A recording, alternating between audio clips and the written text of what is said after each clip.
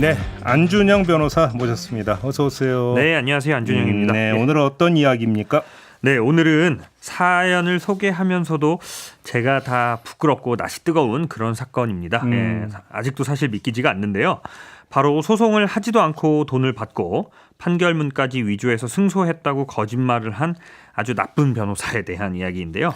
저도 이 뉴스 봤는데 네네네. 변호사 맞아요? 저도 아직도 사실 믿기지가 않을 정도로 황당한 사건인데요. 예, 사건 전말을 좀 말씀을 드리자면 그 휴대전화 도매업을 하는 A 씨가 2년 전에 위약금 청구 소송을 위해 변호사 B 씨를 선임했다고 합니다.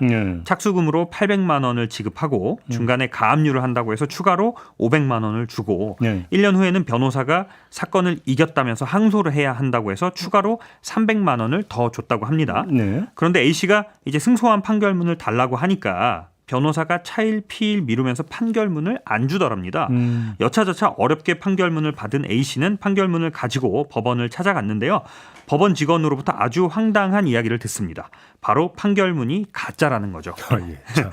해당 사건은 알고 보니 애초에 접수조차 된 적이 없는 사건이고 이 판결문은 변호사가 가짜로 만들어낸 것이었고 판결문에 적혀있는 판사 이름도 심지어 엉뚱한 이름을 적어놓은 것이었다고 합니다. 그러니까 제가 기억에 나는 게 이른바 노쇼 변호사, 권경애 변호사 네네네 건이 있었죠. 그러기 있었죠. 근데 그거보다 더 지금 이건 악성이잖아요. 그렇죠. 정말 듣도 보도 못한 사건이고요. 근데 이게 지금 판결문을 위조를 했다면 그럼 공문서 위조 행위가 되는 겁니까? 어떻게 되는 겁니까? 그렇죠. 일단은 거짓말을 하고 의뢰인으로부터 돈을 받았으니까 사기죄는 당연히 성립을 하고요. 사기죄. 네, 판결문은 공문서기 때문에 이걸 위조하고 또 행사를 했기 때문에 공문서 위조죄와 위조 공문서 행사죄가 또 별도로 성립을 하죠. 그리고 이제 변호사법 위반이나 변호사 윤리 위반 이런 것도 또 별도로 성립을 합니다. 그러니까 변호사 자격이 박탈이 되네 마네의 문제는 둘째 문제고 사법 처리 대상이다. 그렇죠. 형사 처벌을 받을 수밖에 없고요. 이게 또 소위 저도 이제 이 기사가 난 다음에 동료 변호사들과 이제 법원에 있는 판사들이랑도 좀 얘기를 해봤는데요. 다들 반응이 소위 이게 실화냐? 그러니까. 이런 반응이에요. 아니 근데 저는 일단 이해가 안 되는 게 아니 왜 이렇게까지 했대요 도대체? 그러니까요. 저도 그 변호사의 행태를 이해하고 싶진 않지만 생각을 해보면 정말 돈이 궁핍했을 수도 있고 아니 정말 이 변호사 윤리 의식이 바닥이었던 사람일 수도 있죠. 그리고 이렇게 변호사라는 사람이 이렇게 황당한 거짓말을 했다는 게 너무 충격적인 게 이 판결문이라는 거는요. 법원에 들고 가지 않아도 요새는 판결문에 있는 그 사건 번호만 인터넷에 검색을 하면 이게 진짜인지 가짜인지 바로 확인이 돼요. 아마 이 의뢰인은 이제 변호사를 믿고 맡겨서 확인을 안 해봤으니까 이렇게 좀 사기를 많이 당하신 것 같은데 이런 허접한 사기를 변호사가 했다는 게 너무 충격적이고 변호사의 위상이 이렇게나 떨어졌나 싶을 정도로 부끄럽고 민망한 사건입니다. 그러면 이 변호사가 이제 수사를 받고 재판에 넘겨지면 또 재판도 받게 될 거 아닙니까? 그렇죠. 그러면 자기가 자기를 변호합니까? 또 변호사를 선임하는 겁니까? 당연히 변호사를 선임을 하겠죠. 그럼 누가 변호 맡으려고 할까요? 저는 그게 궁금한데. 아마 국선 변호사를 선임하지 않을까 싶은데요.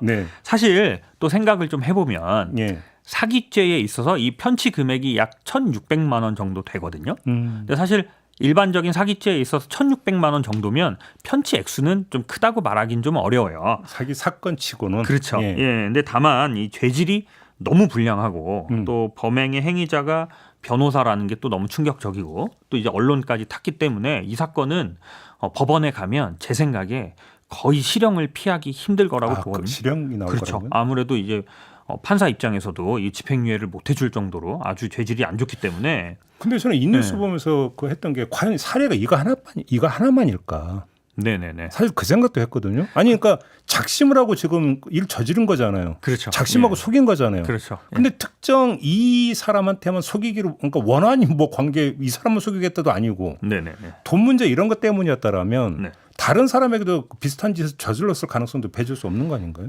저도 그렇게 생각을 하는데요. 아직 이 변호사가 얼마나 많은 사람한테 비슷한 행위를 했는지까지는 수사나 취재가 이루어지지 않아서 알 수는 없는데 제 경험상 유사 범죄가 있을 가능성이 크다고 봐요. 왜냐하면 저도 변호사를 상대로 소송을 하고 있는 게 있거든요. 아 그래요? 원래 예전에는 이제 변호사가 변호사를 상대로 소송하는 거를 좀 부담스러워했어요. 아무래도 동종업계 종사자들 좀 부담스럽긴 하겠죠. 또 왜냐하면 또 로스쿨이 도입되기 이전에는 네. 변호사들 사이에 연수원 기수 문화라는 게 있잖아요. 있죠. 그리고 또 변호사 숫자가 그렇게 많지 않기 때문에 한 달이 건너면 또 다 아는 사람들이고 네. 또 다른 사건으로 법정에서 또 만나야 될 수도 있으니까 변호사가 변호사를 상대로 소송하는 걸 다들 부담스러워했는데 요새는 이제 뭐 기수 문화도 거의 없어지고 네. 또 변호사 숫자도 많아지고 하다 보니까 네. 변호사 상대로 소송하는 경우가 되게 많아졌어요. 네. 저는 이제 어떤 사건을 지금 하고 있냐면 최근에 대법원에서 그런 판결이 있었거든요.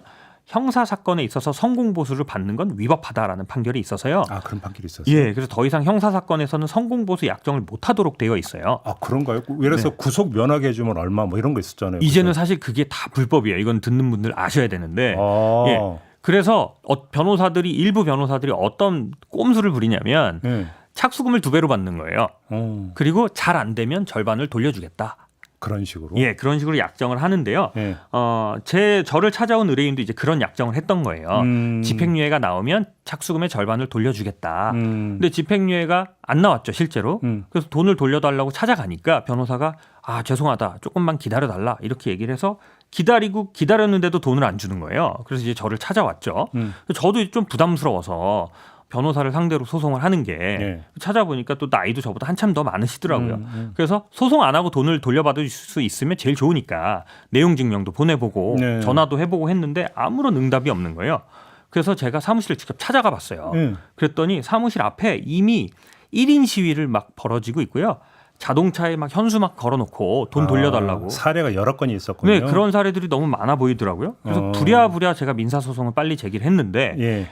그 변호사가 로펌 소속이었거든요. 그래서 변호사 개인을 상대로도 소송을 진행하고 로펌 상대로도 소송을 진행을 했는데 답변서 한 장을 안 내고 법원에 출석도 안 하고 그래서 무변론으로 승소 판결이 났어요. 한마디로 배째라는 거죠. 네. 그래서 지금까지도 돈을 못 받고 있습니다. 얘기 나온 김에 조금 전에 네. 권경혜 변호사 이제 얘기 잠깐 나왔고 또 네. 찌양에게 금품 갈취했던 최모 변호사 얘기도 있었잖아요. 맞아요. 예, 요새 좀 이런 얘기가 많네요. 예. 그러니까 변호사의 윤리 문제로 좀 다뤄야 될 것 같은데 네네. 많이 저하돼 있다고 그러니까 그렇게 평가를 하세요. 어떻게 보십니까? 예, 또 어떤 사람들은 뭐 어떤 직업에나 이렇게 비윤리적인 사람들이 있으니 뭐 일부 변호사의 일탈이다 이렇게 보는 시각도 있고 예. 또 다른 측면에서는 변호사들이 너무 많아지니까 또 영업을 좀 과다하게 하다 보면 네. 이제 별로 변호사 윤리 의식을 많이 저버리는 변호사들이 많아졌다 이렇게 보는 시각도 있는데요. 확실히 예전에 비해서 변호사가 문제를 일으키는 경우들이 예전에 비해서 많아진 건 사실이긴 해요. 예. 그러면 대한변호사협회 차원에서 변호사 윤리 규정을 좀 더 강화하거나 이런 필요도 좀 있는 거 아닌가요? 예, 지금도 변호사협회에서 변호사들에 대한 징계를 하기는 하는데요. 예. 예를 들면 아까 말씀드린 그 권모 변호사 같은 경우는 정직 1년이 나왔어요. 그렇죠. 근데 이게 아무래도 아직까지 국민들의 눈높이에 비추어 봤을 때는 예. 변호사들이 변호사를 징계하는 이 변협의 징계 제도가 좀 제 식구 감싸기다, 뭐 솜방망이 처벌이다 이런 비판을 좀 하고 있는 것 같아서 변협의 징계 수위도 좀 어느 정도 국민들의 눈높이에 좀 맞출 필요가 있지 않나. 이렇게 근데 생각을 여기에는 합니다. 숨은 그림이 있는데 이렇게 뭐 사기치고 공문서 위조하고 이렇게 딱 드러나는 행위 말고 네네네. 겉으로는 아무 문제가 없어요. 네네네. 근데 실제로는 사건을 수임인데 거의 신경을 안 쓰고 네. 집중도 안 하고 네네. 적극적으로 변론 활동도 안 하고 네. 형식적으로만 하면 업무를 해태하는 거죠, 한마디로. 근데 네. 이거에 대해서 뭐 제지하거나 뭐 할 수 있는 게 없는 거잖아요. 사실 변호사가 일을 게을르게 하고 일을 제대로 안 해서 의뢰인한테 손해가 발생했다고 하더라도 예. 형사처벌을 할 수는 없어요. 그러니까. 다만 이제 민사소송은 가능한데요. 예. 그 소송에서도 조금 재밌는 게 이 변호사가 열심히 소송 수행을 했다면 이겼을 것이다 라는 게 입증이 돼야 사실은 그 돈을 받을 수가 있고요. 그게 쉽냐고요, 그러니까. 쉽지 않죠. 이제 뭐 다만 변호사가 돈을 받고 제대로 일을 안 했다면 그 이미 지불한 수임료의 일부라도 반환을 청구를 할 수는 있습니다. 예. 그래요. 네네네. 결국은 항상 그러면 의뢰인은 의리일 수밖에 없는 거잖아요. 그렇죠. 아무래도 사건을 맡겨놓고 너무 사건을 변호사만 믿고 네. 맡기고 신경을 안 쓰다 보면 이런 일들이 발생할 수도 있으니까요. 혹시라도 변호사를 선임해서 사건을 진행하시는 청취자분들이 계시다면 사건 내역이라도 한 번쯤 검색을 해보기를 좀 추천을 그러면 드립니다. 마지막으로 팁 차원에서 네. 이런 방법이 있을지 모르지만 이 사람은 좀 불량이니까 피해라. 네. 감별법이 있습니까? 예, 변호사 감별하는 방법이 어렵지 않아요. 일단 대한변호회 홈페이지에 가면 징계를 받은 내용을 다 공개를 하고 있거든요. 그래서 내가 선임하려는 변호사가 징계받은 내역이 있는지 한번 확인하시는 게 우선이고요.